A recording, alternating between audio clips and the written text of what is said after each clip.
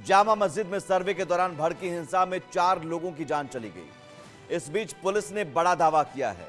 Police का दावा है कि संभल हिंसा में गोली जो चली वो पुलिस की नहीं थी, वो तमंचे की गोली चली और भीड़ की तरफ से गोली चलाई गई, जिसमें 4 लोगों की मौत हुई है।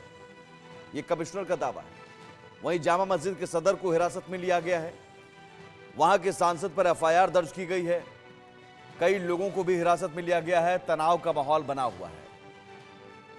पथराव कई घंटों तक गलियों में जगह जगह होता रहा। इतने बड़े बड़े पत्थर कहां से आए, और उसमें 20 से ज्यादा पुलिसकर्मी भी घायल हुए हैं।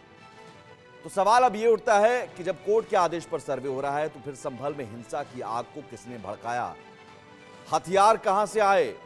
पुलिस ने कहा कि तमंचों से फायरिंग हुई है, तो वो तमंचे भीड़ में किसके पास थे और वो कहां से लाए गए, और इतनी संख्या में पत्थरबाज कहां से आ गए, पत्थर कहां से आए। ट्रैक्टर भर भर कर पत्थर उठाए गए। आगजनी और पथराव के लिए उपद्रवी वहीं के थे या भाड़े से लाए गए थे, भाड़े पर बाहर से।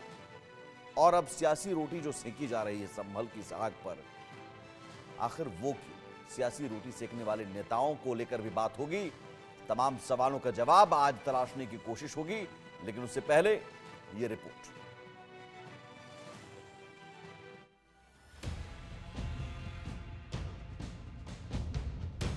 उत्तर प्रदेश का संभल जिला, हिंसा के अगले दिन हालात सामान्य करने की कोशिशें जारी।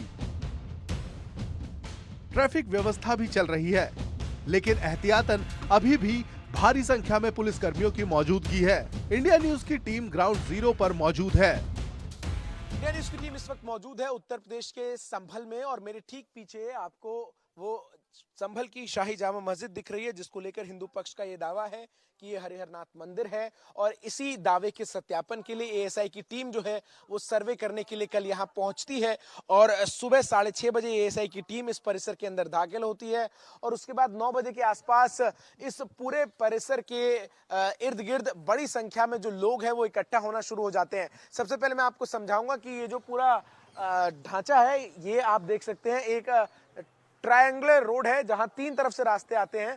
और कल जो हिंसा की हमने तस्वीरें देखी उनमें ये सबसे प्रमुख पॉइंट था, और यहीं पर बड़ी संख्या में जो पत्थरबाजी है वो की गई। अभी भी आपको निशान जो है उस पत्थरबाजी के यहाँ पर आपको नजर आएंगे, जहां ये जो मस्जिद की दीवार है इसके ऊपर आपको बड़ी संख्या में पत्थर जो है वो रखे हुए नजर आएंगे। हमारी टीम उस जगह भी पहुंची जहां सबसे ज्यादा हिंसा और आगजनी हुई।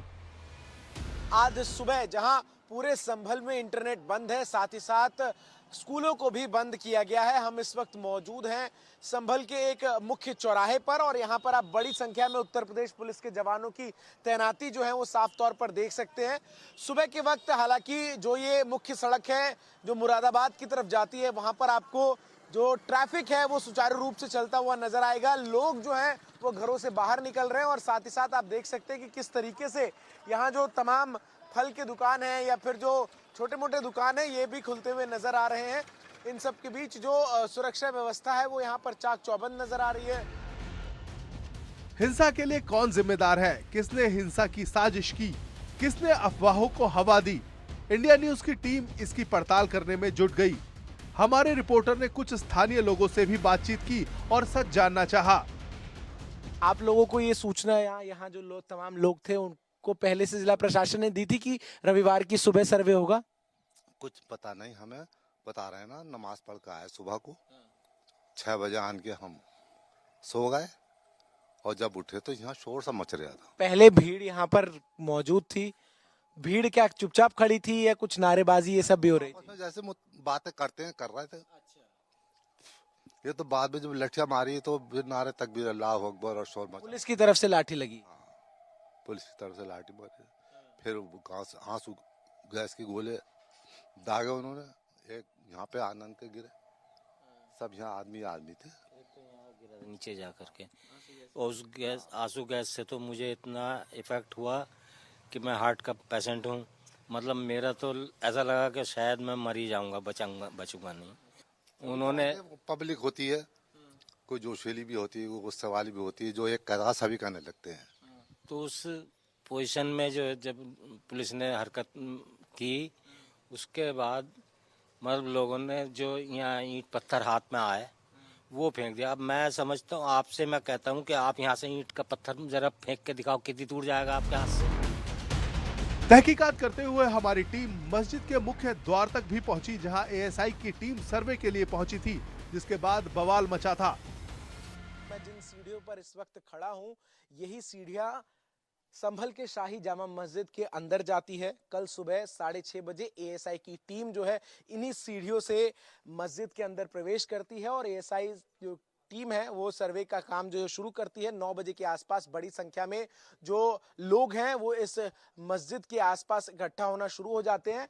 ये मस्जिद जो है उसमें अंदर प्रवेश करने के 3 रास्ते हैं और ट्रायंगुलर जंक्शन पर ये मस्जिद है। यहाँ भी आपको 3 रास्ते नजर आएंगे और इसके ठीक पीछे दूसरी तरफ भी 3 रास्ते हैं और पीछे वाले रास्ते की तरफ बड़ी संख्या में लोग जो है वो इकट्ठा होना शुरू होते हैं। 11 बजे के आसपास जो उपद्रवी तत्व हैं वो नारेबाजी करते हुए पत्थरबाजी की शुरुआत करते हैं। पुलिस की तरफ से उन्हें बार बार समझाने की कोशिश की जाती है, लेकिन पुलिस का यह दावा है कि देसी असलहों से फायरिंग भी जो है वो लगातार की जाने लगी और इसके बाद पुलिस ने आंसू गैस के गोले जो है वो दागकर भीड़ को तितर-बितर करने का प्रयास किया।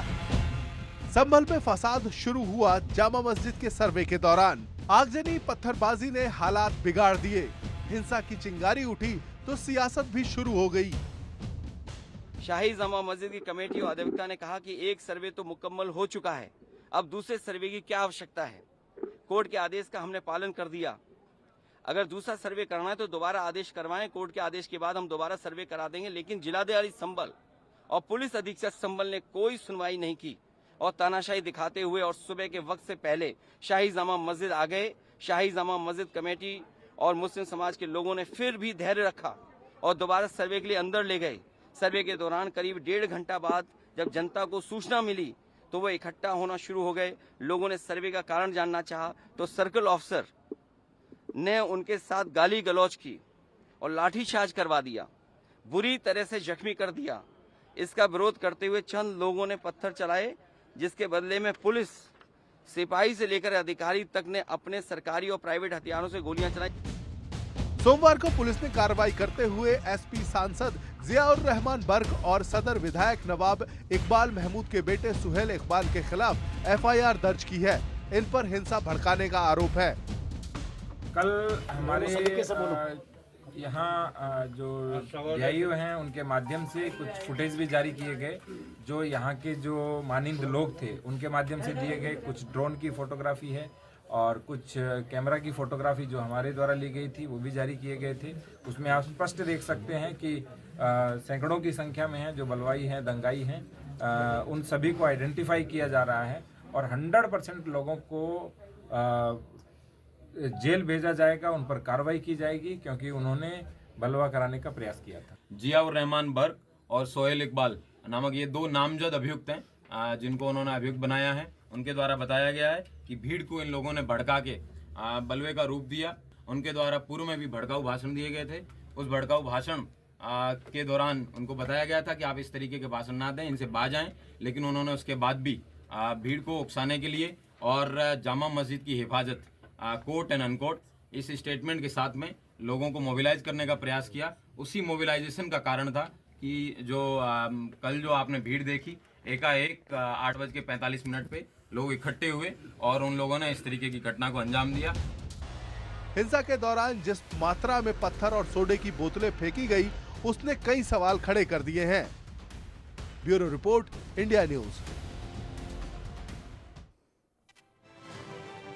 तो आज देश का सवाल में